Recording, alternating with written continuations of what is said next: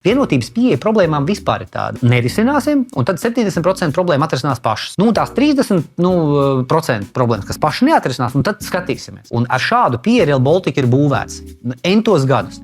Un arī pēdējos 2-3 gadus, kad ir aktīva diskusija bijusi kā ar šo stabu vai pāli, Daugavā būs tieši tā, kā tagad apspriež, tad viņi iesaldēs un vienkārši būs pavēlti uzbetonēts. Vienotība vienkārši ignorēt. Un ne, tā nebūs. Mēs būvēsim. Tā nebūs. Tagad vajadzētu pajautāt, bet tagad tā ir. Varētu taču paņemt pat tos izgriezumus no ziņu raidījumiem, un pastīties uz tām sejām. Visticamāk, vienotība meklēs vainīgo.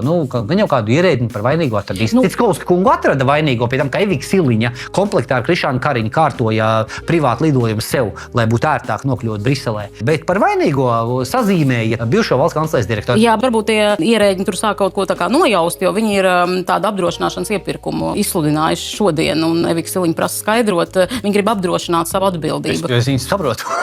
Es viņas no sirds saprotu. Es neesmu nekāds lielais ierēģiņu aizstāvs, maigi izsakoties. Bet bieži vien tā situācija ir tāda, ka atbildīgie cilvēki viņi nes risinājums ministram.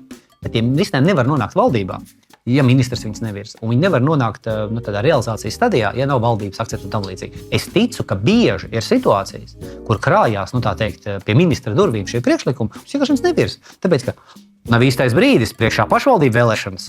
Pagaidīsim, beidzās pašvaldību vēlēšanas.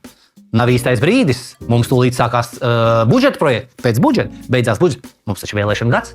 Un šādi vienotība un progresīvi strādā. Līdz ar to es daļēji tos nabaga cilvēkus saprotu, un viņi grib savu cilvēcisko atbildību apdrošināt, kā sacīt, gādīgi par sevi gādīgi cilvēki. Lai vismaz naudu neatņem. Jā, lai dzīvokli nepārdod. Ja jāsēž būs, bet vismaz dzīvoklis paliks.